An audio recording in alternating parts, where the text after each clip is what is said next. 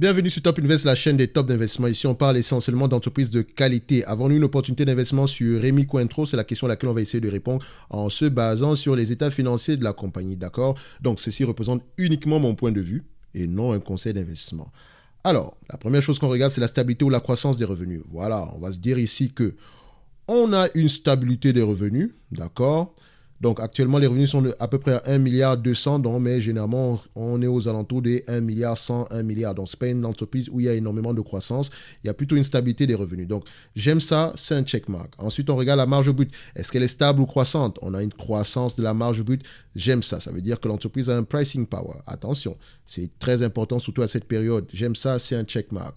Ensuite, on regarde la marge EBITDA. Est-ce que le pricing power se concrétise au niveau des marges bénéficiaires? Bon, enfin, de niveau 1, parce que la marge EBITDA, ce n'est pas concrètement la marge des bénéficiaires, d'accord?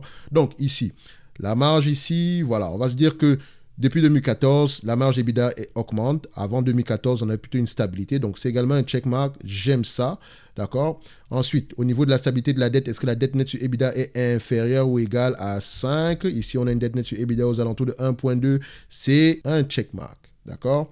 Ensuite, on regarde ici la dette nette en termes de volume, parce qu'on va également faire le calcul manuellement. On a à peu près 300 millions d'euros en termes de dette nette. D'accord? Donc, en termes de marge bénéficiaire, qu'est-ce que je vais utiliser? Ici, je me rends compte que les marges bénéficiaires depuis 2014 augmentent. Vous constatez quoi ici? Regardez ça. Depuis 2014, les marges augmentent. Et quand on va regarder la marge brute, depuis 2014, elle augmente également. D'où l'importance de lire les états financiers avant d'investir dans une compagnie. Ça nous permet de gagner du temps, premièrement, et investir uniquement dans la qualité. Et vous pouvez déjà savoir quel genre de questions vous allez poser dans les rapports financiers, en lisant les rapports financiers. Pourquoi est-ce que la marge brute a augmenté? C'est la question. D'accord? On ne veut juste pas savoir que oui, ça augmente, tant mieux. On veut savoir pourquoi. D'accord? Si ça augmente parce qu'on est plus efficient, est-ce que ça augmente parce que le prix des matières premières a baissé? Est-ce que ça augmente parce qu'on a augmenté les prix? Donc, si on a augmenté les prix, j'espère que les volumes également ont suivi. Parce que si on augmente les prix et que les volumes restent plutôt stables, c'est une bonne information. Mais si les volumes baissent, c'est pas bon. Ça veut dire qu'on a atteint une limite en termes d'augmentation des prix. Et quand on parle d'inflation, ça veut dire qu'il pourrait avoir à peu près une baisse des revenus si le prix continue à augmenter. Voilà peut-être des petites questions, des petites réflexions que vous pouvez avoir quand vous lisez les rapports financiers. D'accord, ok.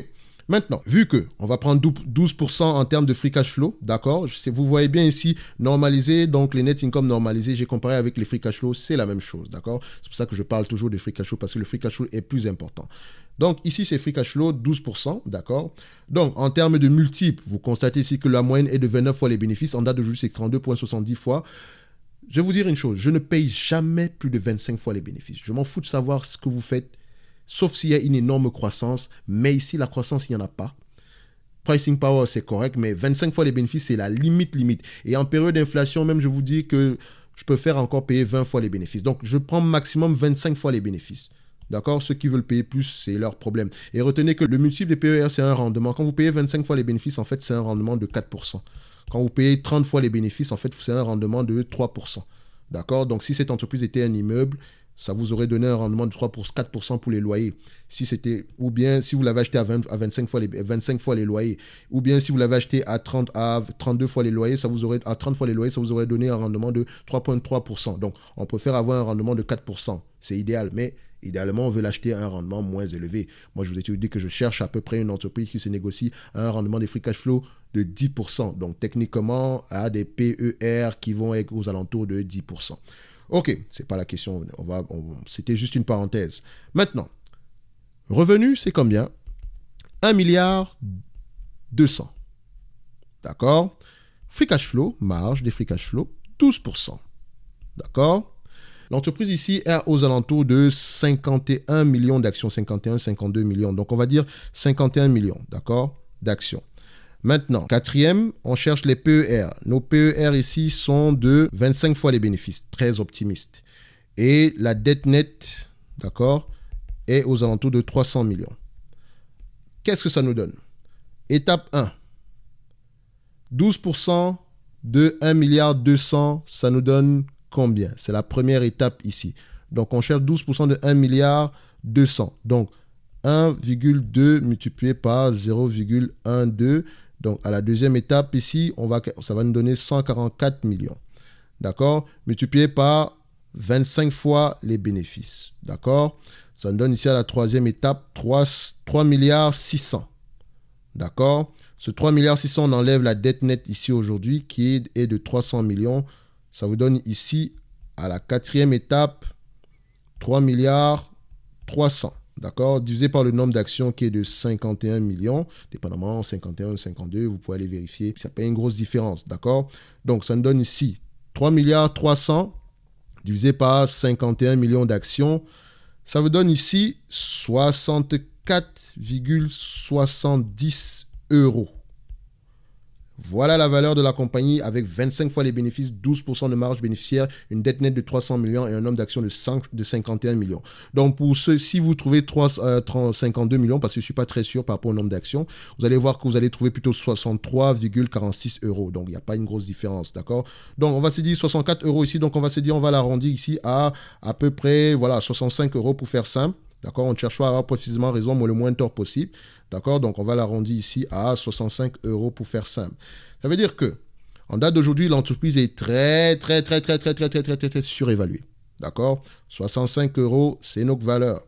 D'accord, je comprends que certaines personnes sont prêtes à payer 41 fois les bénéfices. Et encore, en considérant que les bénéfices actuels sont très élevés, la question qu'il faut se poser, c'est s'ils sont durables. Parce qu'on a pris des bénéfices moyens en termes de marge des free cash flow. D'accord, en date d'aujourd'hui, on est à peut-être 14 fois on est à 14% en termes de rendement, en termes de marge. Si c'est durable, tant mieux. Mais nous, on a préféré prendre la moyenne. D'accord, quelque chose au moins qu'on a pu prouver dans le temps. D'accord, si c'est plus élevé, tant mieux. Mais je pense que même avec 14% de marge bénéficiaire, vous aurez un prix très élevé. Donc, à la fin de la journée, 65 euros, c'est le prix idéal. Ce n'est pas le prix idéal, c'est la valeur de cette entreprise-ci. Donc, idéalement, si je vais l'acheter, donc si elle m'intéresse réellement, c'est une entreprise que je vais acheter aux alentours des 40 euros l'action, idéalement.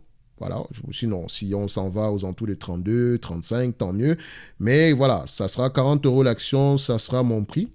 D'accord, par rapport à tous les éléments que je vous ai cités, 12% de marge des free cash flow, 25 fois les bénéfices, une dette nette de 300 millions et 51 millions d'actions. Si vous pensez que le revenu sera plus élevé, tant mieux. Si vous pensez que la marge des free cash flow sera plus élevée, mettez ce qui vous arrange, mais appuyez-vous sur les rapports financiers.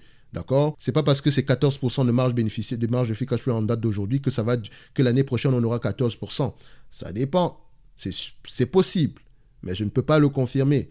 Ce qui est au moins sûr, c'est aussi, la grande certitude, c'est qu'on puisse au moins avoir des marges d'au moins 10% ou minimum 12%. Enfin, minimum 10% et d'au moins 12%, parce qu'on l'a déjà prouvé par le passé. D'accord? Donc, mon prix ici pour cette compagnie, c'est 40 euros. Je sais que l'entreprise est à 170 euros et je ne l'achèterai jamais à ce prix-là. Franchement, le marché offre de meilleures opportunités. Même au prix actuel, techniquement, voilà, c'est trop élevé. C'est trop élevé, d'accord? Donc, ici, laissez cette entreprise tranquille, passez ailleurs. Il y a des entreprises qui sont de meilleure, enfin, pas de meilleure qualité, mais de qualité équivalente, d'accord? Ou bien de meilleure qualité à bon prix, d'accord? Donc, ici, aujourd'hui, on se dira que Rémi Cointreau, ce n'est pas une opportunité d'investissement au prix actuel par rapport aux éléments que je vous ai présentés. Et bien évidemment, je peux me tromper. D'accord? Dans tous les cas de figure, avant d'investir dans cette compagnie, lisez vos rapports financiers. C'est une très belle entreprise ici qui mérite d'être dans n'importe quelle watch list. D'accord? Et je sais qu'il y a toujours des gens qui vont dire, ouais, mais ça fait cette entreprise, si tu l'attends à 65 euros, 40 euros, tu ne vas jamais l'acheter. Oui, c'est vrai. Tant qu'elle n'atteint pas, si pour moi la valeur est de 65 euros selon les éléments que je vous ai cités, si elle ne se négocie pas en dessous de cette valeur-là, je ne l'achèterai pas et ce n'est pas grave. Je n'ai pas besoin de 400 entreprises dans mon portefeuille. D'accord? J'ai juste besoin de 20 entreprises et je veux acheter les 20 entreprises à très bon prix. Et je suis très patient de nature. Et laissez-moi vous dire que tôt ou tard, le marché vous donne un bon prix d'entrée. Tôt ou tard. D'accord? C'est une belle entreprise, on est d'accord, mais le prix n'est pas bon. Donc, c'est tout pour aujourd'hui. On se donne rendez-vous sur la prochaine vidéo. Et d'ici là, portez-vous bien. Merci.